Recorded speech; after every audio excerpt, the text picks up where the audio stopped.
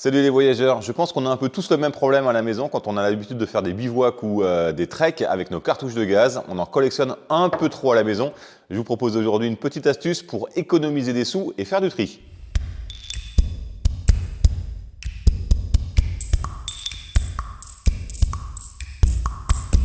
En vrai, ça fait longtemps que je cherchais une solution pour me débarrasser un peu de mes bouteilles de gaz et éviter de perdre parce que quand on part en trek, on ne va pas emmener une bouteille à moitié pleine ou à moitié vide. Ces bouteilles EN 417, c'est la norme avec le pas de vis et le filetage sur pas mal de réchauds, on a toujours tendance à en prendre des nouvelles pour partir, histoire d'être sûr que sur notre périple, on ne va pas avoir de problème.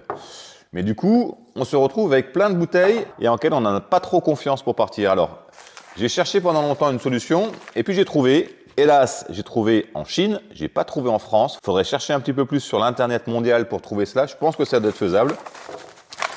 J'ai trouvé avec un fabricant qui s'appelle Camping Moon et qui propose ceci. Alors c'est quoi? C'est une valve, la même valve que vous allez retrouver sur votre réchaud pour allumer et pour éteindre, mais qui va permettre de venir remplir une bouteille plutôt vide vers une autre qu'on veut remplir. Dans le kit, il y a d'autres choses aussi. Il y a des adaptateurs pour aller par exemple vers la 250, celle des cartouches des camping gaz bistrot, les petits réchauds qu'on a souvent dans les vannes. Ça, on aura l'occasion d'en parler un petit peu plus tard. On se concentre sur cette vanne-là.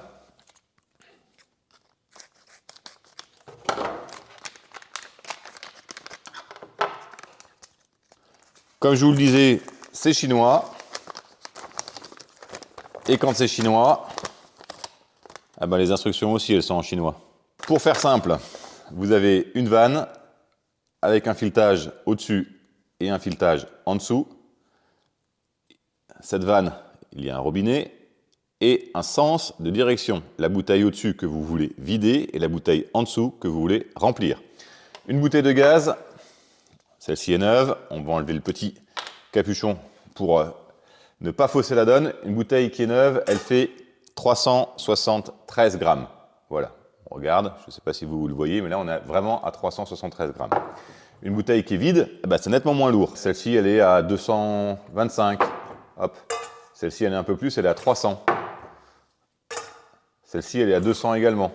Donc toutes ces bouteilles ne sont pas pleines, mais ne sont pas vides non plus. On va donc récupérer le gaz en utilisant ce contenant qui va être le receveur, la numéro 2. Je l'ai mise au congélateur parce que le processus est plus efficace quand on met au congélateur pour que le gaz aille de la bouteille out qui est chaude vers la bouteille in qui est froide. Elle est à 175 grammes actuellement.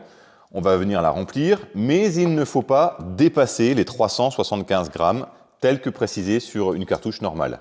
Alors, la in, je l'enclenche. Voilà. Je viens mettre une que j'ai envie de vider par-dessus. Ce petit bzz c'est tout à fait normal, hein, s'il dure que quelques secondes. Par contre, s'il est plus long, c'est qu'il y a un problème dans le filetage. Voilà. J'ai assemblé les deux bouteilles de gaz et maintenant, je vais simplement ouvrir la petite vanne.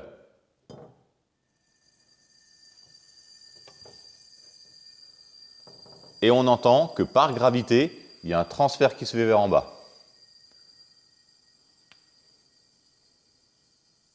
Ça va aller très vite au début et puis ça va se calmer. Donc là, on va l'arrêter volontairement. Hop, on va enlever la bouteille du bas.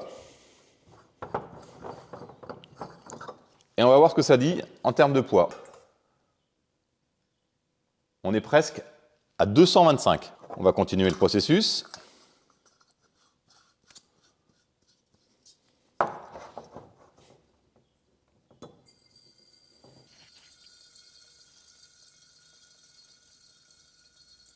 Ce qu'on va faire, celle-ci maintenant, on va considérer qu'elle est presque vide. On va en prendre une autre. Voilà. Et on va continuer jusqu'à arriver à notre résultat de 375 grammes.